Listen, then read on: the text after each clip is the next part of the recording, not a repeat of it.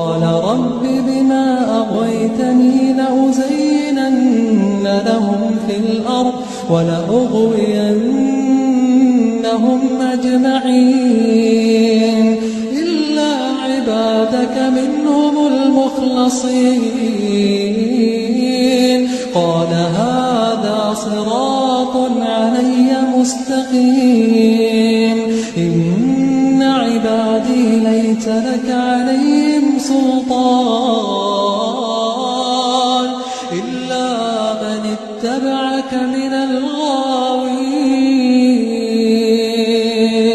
وإن جهنم لموعدهم أجمعين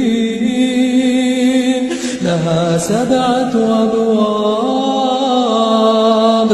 لكل باب منهم جزء مقسوم